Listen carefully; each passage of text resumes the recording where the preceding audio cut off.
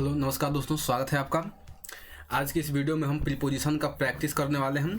Fix preposition पे बहुत सारे नहीं फिर भी 5-6 वीडियो बन चुके हैं और उसी से रिलेटेड यहाँ पे हम फिलर देखने वाले हैं। और इसमें साथ ही साथ आपको फिक्स प्रीपोजिशन के साथ कुछ ऐसे फिलर देखने को मिलेंगे जो ग्रामर पे आधारित होंगे। तो आप अगर मेरा फिक्स प्रीपोजिशन वाला जो वीडियो है उसको अगर डेली आप देखते होंगे तो उम्मीद है आप इस फिलर सेक्शन में अच्छा करेंगे। ठीक, तो चलिए हम इस फिलर सेक्शन को देखते हैं जिसमें हम प्रीपोजिशन को फिल करेंगे। चलिए पहला क्वेश्चन देखते हैं हमारा क्या है। पहला क्वेश्चन हमारा the calculator is dash the table.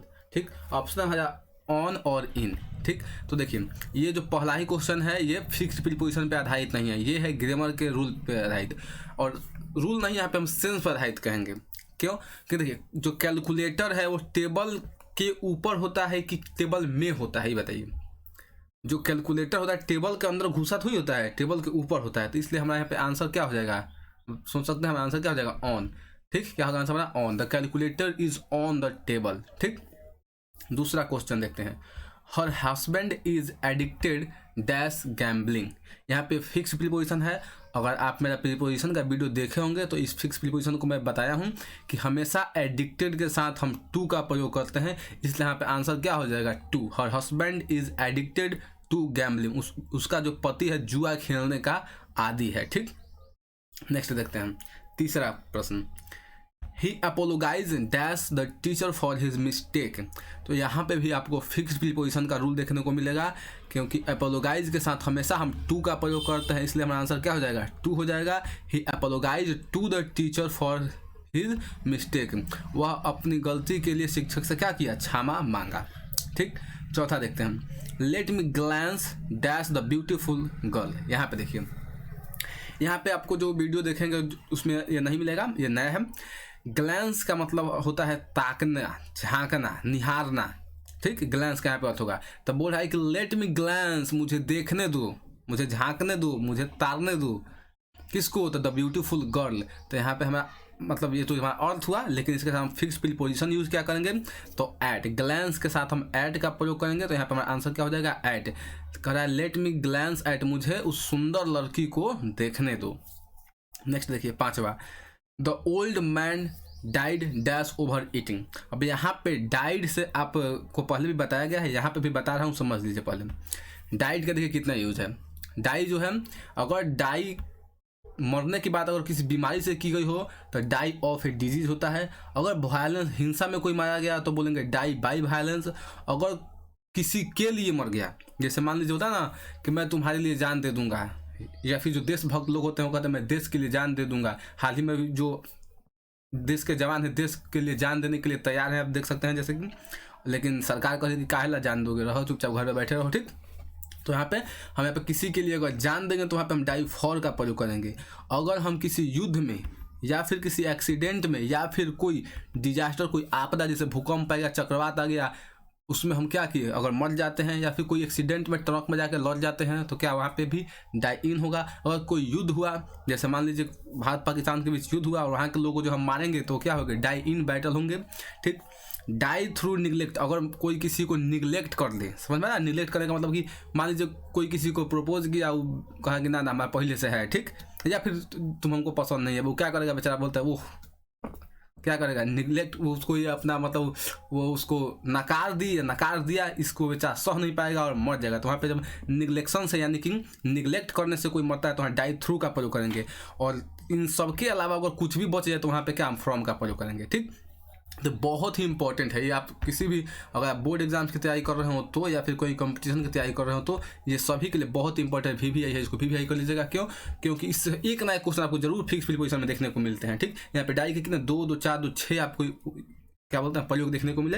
अगर किसी बीमारी से मरेंगे तो डाई ऑफ, वायलेंस अगर कोई मरता है तो डाई बाई, और किसी के लिए मर जाए तो डाई फॉर, और किसी बैटल में, एक्सीडेंट में, डिजास्टर में मर जाए तो डाई इन, और किसी के निगलेक्शन से मर जाए तो वहाँ पे डाई थ्रू हो जाएगा, और सबके अलावा कोई अदर रीजन हो तो डाई फ्रॉम होगा। तो चलिए यहाँ पे देख लेते हैं अब यहाँ पे क्या होगा आंसर। देखिए कह रहा है the old man died over eating कह रहा है। तो जो ओवर ईटिंग है, जितना भी यहाँ पे मैं 5 शर्त बताए, इन 5 में से किसी पे ये नहीं सूट बैठ रहा है, इसलिए आंसर क्या हो जाएगा, फ्रॉम। तो क्या हो जाएगा, the old man die from over eating. जो वह बूढ़ा आदमी था वह इतना ना खा लिया कि मर गया, मतलब खाना खाने से मर गया, ओवर ईटिंग से मर गया। ठीक, चलिए हम नेक्स्ट देखते हैं।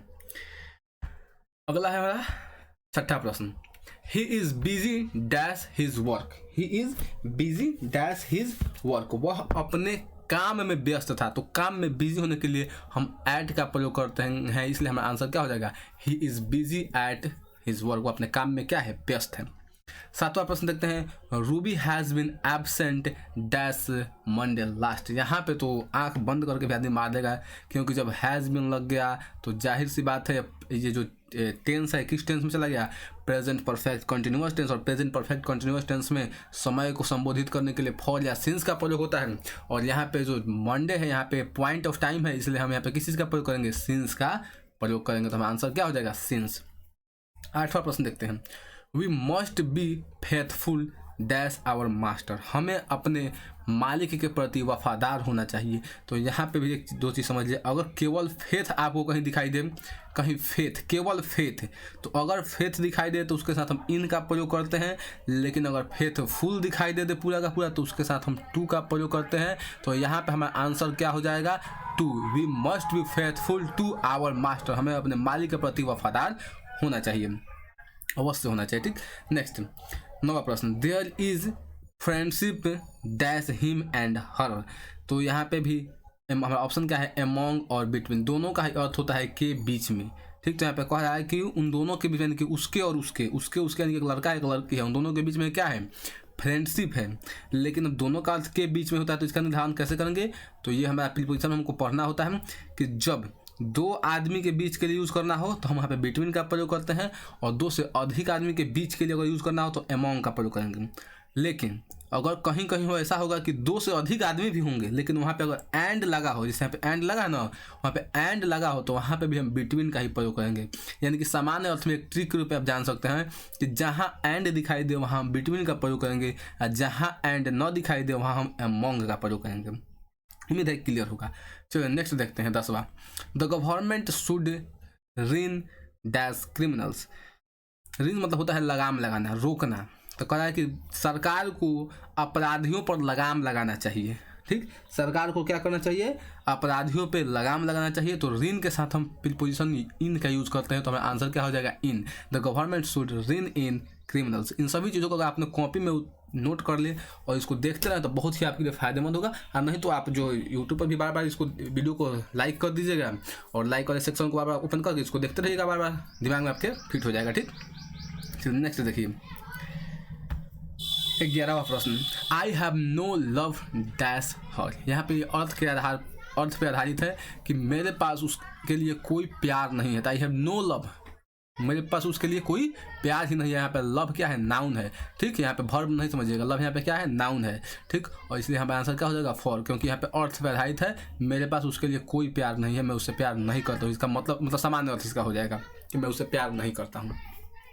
हालांकि ये उस तरह का टेंस पर आधारित नहीं है, हैज है और वर्ब, सॉरी हैज है और उसके साथ नाउन पर आधारित है। चलिए नेक्स्ट देखते हैं हम, ही डील्स डैश राइस। ठीक, तो यहाँ पे देखिए डील के साथ हम दो चीज़ों का प्रयोग करते हैं, या तो हम डील के साथ इन का प्रयोग करते हैं या विथ का प्रयोग करते हैं। तो जब हम किसी व्यक्ति के साथ प्रयोग करेंगे तो वहाँ पे डील विथ लिखेंगे, जिसका अर्थ होता है व्यवहार करना। और जब हम किसी वस्तु के साथ हम डील का प्रयोग करना होगा तो हम डील इन लिखेंगे, जिसका अर्थ होता है व्यापार करना। तो हम राइस के साथ व्यवहार तो नहीं करेंगे, व्यापार करेंगे। तो हमारा आंसर क्या हो जाएगा, डील इन। ठीक, चलिए नेक्स्ट देखते हैं हम, सी टेक्स डैश हर मदर। यहाँ पे एक फ्रेजल वर्ब कहिए या फिक्स्ड प्रीपोजिशन के फ्रेजल वर्ब भी होगा। टेक आफ्टर मतलब होता है ध्यान रखना। ठीक, तो यहाँ पे फ्रेजल वर्ब से यहाँ पे मिल जाएगा, यहाँ पे फिक्स्ड है। जब ध्यान रखने के अर्थ में यूज़ किया गया हो टेक, तो उसके बाद हम आफ्टर का ही प्रयोग करेंगे। तो यहाँ पे क्या हो जाएगा, सी टेक्स आफ्टर हर मदर, वह अपनी माँ का देखभाल करती है, ध्यान रखती है। ठीक, चलिए 14वां प्रश्न देखते हैं आप, I never run dash money. मैं कभी भी पैसे के पीछे नहीं भागता हूँ। ठीक, तो रन आफ्टर मतलब होता है के पीछे भागना। तो हमारा आंसर क्या हो जाएगा, आफ्टर। ठीक, हमारा आंसर क्या हो जाएगा, आफ्टर हो जाएगा। चलिए 15वां प्रश्न देखते हैं अब, he congratulated me dash my success. उसने मेरी सफलता पर मुझे बधाई दी। तो कॉन्ग्रेचुलेट के बाद ध्यान रखिएगा, हमेशा हमें ऑन का प्रयोग करते हैं कॉन्ग्रेचुलेटेड के बाद या कॉन्ग्रेचुलेट के बाद। तो कॉन्ग्रेचुलेटेड ऑन। ठीक, he congratulated me on my success. चलिए नेक्स्ट देखते हैं अब 16वां प्रश्न, she is never kind dash me. यहाँ पे हमारा आंसर हो जाएगा टू। ठीक, यहाँ पे हमारा आंसर क्या हो जाएगा टू। अब इसका अर्थ समझिए, she is never kind to me, इसका अर्थ होगा वह कभी भी मेरे प्रति दयालु नहीं रही। यहाँ पे टू का अर्थ होगा के प्रति, टू का अर्थ यहाँ पे क्या होगा के प्रति। यहाँ पे भी रूल के अनुसार है, फिक्स्ड नहीं है। ठीक, तो हमारा आंसर क्या हो जाएगा काइंड टू मी, मेरे प्रति दयालु, यानी कि वह मेरे प्रति कभी भी दयालु रही ही नहीं। नेक्स्ट 17 नंबर प्रश्न है, I have no interest dash music. इसको फिक्स कर लीजिएगा और बहुत इंपॉर्टेंट मार्क कर लीजिएगा, इंटरेस्टेड के साथ हमेशा हम इन का प्रयोग करते हैं। ठीक, तो हमारा आंसर क्या हो जाएगा इन। 18वां प्रश्न देखते हैं हम, the police fire dash the mob. तो पुलिस ने क्या किया, मोब पर यानी कि भीड़ पर क्या किया, तो फायर किया, यानी गोली, मतलब गोली चला दी, फायर की। तो फायर के साथ हम अपन का प्रयोग करते हैं, तो देखेंगे the police fire upon the mob, यानी कि भीड़ के ऊपर क्या की, पुलिस ने गोली चलाया। नेक्स्ट 19वां प्रश्न, the road is dash repair. तो यहाँ पे जाहिर सी बात है, यहाँ पे सेंस के आधार पर बना सकते हैं। रोड जो है क्या है, फॉर रिपेयर नहीं होता, अंडर रिपेयर होता है, यानी कि रोड की रिपेयरिंग अभी चल रही है। ठीक, नेक्स्ट 20वां प्रश्न है, he sat dash the shade of the tree. देखिए प्रीपोजिशन में कुछ चीज़ें होते हैं आपको बार बार सुनकर ही वो चीज़ें समझ में आएंगी और याद होंगी। ठीक, तो कुछ तो आप याद कर लेंगे, लेकिन कुछ चीज़ें होती है बार बार जितना अधिक बार सुनिएगा उतना आपको अधिक बार याद होगा। तो इसलिए मैं कहूँगा जो भी मैं वीडियो याद करने वाला बनाता हूँ उसको आप क्या कीजिएगा, लाइक इसलिए नहीं कह रहा हूँ कि मतलब मेरा वीडियो का लाइक हो जाए। चलिए आप लाइक नहीं करते तो सेव टू वॉच लेटर एक आता है ऑप्शन, उसको भी आप कर दीजिए, उससे तो कोई फायदा नहीं होगा। ऐसे लाइक से भी कोई फायदा नहीं होता है, लेकिन आप उसको कर लीजिए। और फिर जब यूट्यूब के लाइब्रेरी में जाएगा तो वहाँ पे आपका वॉच टू लेटर होगा या लाइक वीडियो का जो सेक्शन होगा जिसमें आप किए हो, और उसको ओपन कीजिए, आराम से उसको देखते रहिए। ठीक, इस तरह से आपको ज़्यादा याद होगा। क्योंकि अगर मान लीजिए आप लिख भी लेते हैं या फिर हो सकता है इसका स्क्रीनशॉट ले लें, तो आप ले तो लीजिएगा स्क्रीनशॉट, लिख तो लीजिएगा, लेकिन जहाँ लिखिएगा वहीं पे रह जाता है। मैं भी पढ़ता हूँ, ये मेरे साथ भी होता है, सबके साथ ऐसा ही होता है। आप लिख लीजिएगा अच्छे से कि इसको मैं खूब सजा के लिखूंगा, फेयर सुंदरी बना कर रखूँगा, उस सुंदरी बेचारी सुंदरी ही रह जाती है। ठीक, कभी भी आपसे भेंट उसके होता ना कि आप उससे भेंटे नहीं होगा आपको। ठीक, तो इस बात को मतलब देखिएगा, आपको जो ऐसा अच्छा लगे आप ऐसे याद कर सकते तो अच्छी बात है, कीजिए। देखिए 19वां प्रश्न, अब द रोड इज, तो बता दिए the road is under repair. ठीक, 20वां देखिए, he sat dash the shade of the tree. वह जो था कहाँ बैठा था, तो पेड़ के जो छाया होता है, छाया, तो यहाँ पे अंडर का लोग प्रयोग कर सकते हैं क्योंकि नीचे लोग सोचेंगे। यहाँ पे देखिए बहुत ही कॉम्प्लिकेटेड है, यहाँ पे इन और अंडर दोनों ऑप्शन में है, और यहाँ पे आप कंफ्यूज हो जाइएगा। आप चूंकि जो थोड़ा बहुत जानते होंगे अर्थ के आधार पर अंडर मानेंगे, क्यों, क्योंकि वे अर्थ निकालेंगे कि वह पेड़ के छाया के नीचे बैठा था। देखिए आप ये कह सकते हैं कि पेड़ के नीचे बैठा था, तब आप अंडर लगा सकते हैं मे बी, लेकिन छाया के आप नीचे नहीं बैठे होते हैं, आप छाया में बैठे होते हैं। आप थोड़ा ध्यान से सोचिएगा। जब जैसे मान लीजिए ये पेड़ है, ठीक, ये मान लीजिए पेड़ है और इस पेड़ की छाया मान लीजिए इसके नीचे यहाँ पे बन रही है, तो क्या आप इस छाया के नीचे बैठ जाते हैं कि छाया में बैठते हैं? आप यहाँ पे तो छाया में ना है, तो यहाँ पे याद रखिएगा हमेशा जब पेड़ के नीचे आप छाया में बैठे तो वहाँ पे शेड इन का ही प्रयोग हो, इस बात को ध्यान रखिएगा, इन का प्रयोग होगा और ऑप्शन में आपको अंडर दे देगा, आप फंस जाइएगा। ठीक, इस बात को ध्यान से समझिएगा। चलिए नेक्स्ट देखिए, अब 21वां प्रश्न देखिए, she was cured dash disease. Cure मतलब होता है स्वस्थ होना, ठीक होना, अच्छा होना के अर्थ में क्योर्ड का हम प्रयोग करते हैं। ठीक, तो यहाँ पे हमारा आंसर हो जाएगा, क्योर के साथ हम फिक्स प्रीपोजिशन ऑफ लगाते हैं, तो आंसर क्या हो जाएगा of. She was cured of disease, वह बीमारी से ठीक हो गई। नेक्स्ट देखिए 22वां प्रश्न, he was fall dash bad habit. अब जब आप किसी बुरी आदत में जाते हैं तो वहाँ पे हम इनटू का प्रयोग करते हैं। ये एक समझिए तो एक लाइन ही याद रखेगा, फॉल इनटू बैड हैबिट, बुरी आदत के मतलब बुरी आदत के संपर्क में आना ही कहा जाता है फॉल इनटू बैड हैबिट। ये फिक्स्ड है, इसको बात को आप याद रखिएगा। चलिए नेक्स्ट देखिए 23वां प्रश्न, he has been ill dash a week. ठीक, तो यहाँ पे भी आप देख लीजिए, यहाँ पे प्रेजेंट परफेक्ट कंटिन्यूअस टेंस का रूल यहाँ पे आ रहा है। तो चूंकि यहाँ पे ए वीक जो है ये क्या है, पीरियड ऑफ टाइम है, इसलिए हम किस चीज़ का प्रयोग करेंगे, फॉर का प्रयोग करेंगे। नेक्स्ट 24वां प्रश्न, he was pleased dash her. इसको भी बहुत आई कर लीजिएगा, मतलब भी लगाएगा, जितना आई मारना हो मार लीजिए। ठीक, ये प्लीज्ड के साथ हमेशा हम विथ का प्रयोग करते हैं। He was pleased with her, वह उससे क्या था, खुश था। ठीक, चलिए 25वां प्रश्न देखते हैं। आई गॉट डैश डिफिकल्टीज, यहाँ पे भी हम इनटू का प्रयोग करेंगे, जिसका अर्थ होगा आई गॉट इनटू डिफिकल्टीज, मैं परेशानियों में पड़ गया। ठीक, देखो ना, मैं मुसीबत में पड़ गया, तो हमारा आंसर क्या हो जाएगा, यहाँ पे इनटू हो जाएगा।